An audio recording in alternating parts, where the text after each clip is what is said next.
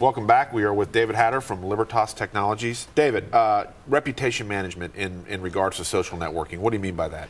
Well, reputation management is essentially the concept of literally trying to manage your reputation online. Because of the speed of electronic media, whether it's social media or just email, you can either inadvertently do a lot of damage to yourself or have a lot of damage done to your reputation very quickly, and in many cases it's very difficult to correct that. Yeah. Let's say, for example, that you go on Facebook and you're in college and you post a picture of yourself doing a keg stand and who knows whatever other sort of shenanigans, and that's real funny while you're in college. Yeah. Right? Well, 3 or 4 years later, you graduate, you're out looking for a job. I can tell you, because I know a lot of recruiters, ask any recruiter you know, they are increasingly using these tools to research people's backgrounds.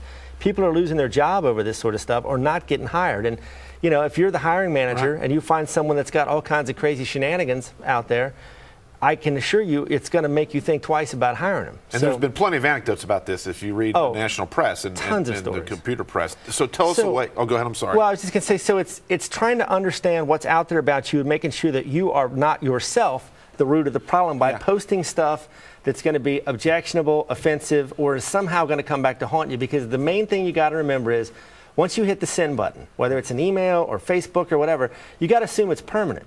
Because there's even if you go out to Facebook after 10 seconds and go, you know what, I shouldn't have said that. I want to delete that. Yeah. Did it actually get deleted from Facebook? I don't know. It doesn't show up anymore. Yeah. But even if it did, there's no guarantee that someone in your network didn't go, well, that's interesting, and take a screenshot of it, print it out, put it in an email, and sends it to Pat Crowley, and it shows up in the newspaper today. So how do you guard against that? Show us what we can do on Google. The best thing you can do after not doing anything to yourself is to go out and use tools like Google. I suggest you try this on all the major search engines, Google, Bing, and Yahoo periodically, but Google in particular because it still has most of the search traffic. Google yourself. You can see I did this off camera, and you can see that now for Dave Hatter, these 2 words comes up with a lot of responses. The first 10 here are the things that are most likely me, and you'll see they are me. This is my profile on LinkedIn. This is for some goofy computer dork thing I got running at home that's posting stats back trying to solve cancer. This is a link to our company website, some video results.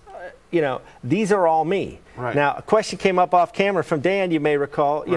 When you do this search, and this is a major problem that people don't think about. You apply for a job. Recruiter goes out and says, well, I want to find out about Dave Hatter. They do a search, and the information that comes up is all negative, but it's not you.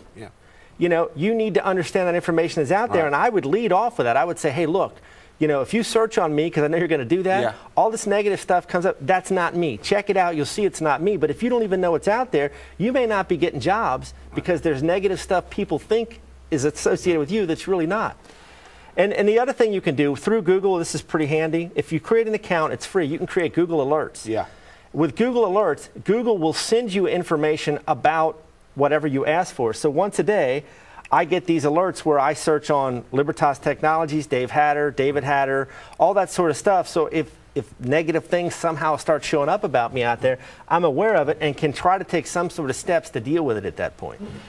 David, when we're out on the internet, I like to buy books on the internet and track my banking on the internet. Do I still have to worry about ID theft? Is that still a real concern? It's a major concern. If you go to ftc.gov, there's all kinds of information, or fbi.gov. There's continuous fraud that goes on. I've had someone try and perpetrate a scam on me through Facebook to get me to send them money.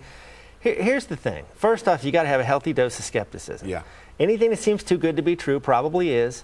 If supposed friends on Facebook or LinkedIn or any of these things, people you don't actually know, start asking you for money, I would automatically assume it's some kind of fraud. And if it's someone you do know, I would pick up the phone and call them and say, hey, on Facebook, you're asking me for money. Is this you? Because, again, it's not hard to impersonate someone. People will, because unfortunately they use insecure passwords, things that are easily guessed or cracked, your dog's name, that kind of stuff, or they use a word that there are dictionary cracking programs. You get this program, and it uses the dictionary to try and guess passwords. So, it's not, if you choose a really simple password, it's not that hard to get hacked, and it's a major problem because you're on Facebook. You use one of these third-party applications, a game or something. Well, it installs some kind of malware, keystroke logger. There's software, people don't realize this, there's software that can be surreptitiously installed on your computer that tracks every keystroke. And it reports those off somewhere over the internet. So as you're checking your bank account, they're getting your bank account number, they're getting your username and password. Now, I'm not saying this to scare people. I use all these same things that you do too. The thing is, you need to be skeptical. You need to be aware of the threat. I would tell you on my blog, I constantly talk about this and post articles about this sort of thing to try and make people who aren't dorks like me aware of these kind of threats. What is your blog? Call your blog up. I'll pull it up right here. It's just davehatter.wordpress.com. And I've been on there before. There's some great advice out there, some good practical advice. I'm constantly trying to go out and find articles and resources that would help non-technical people understand not only business, how they can save money, but to be aware of these kind of threats because they are real.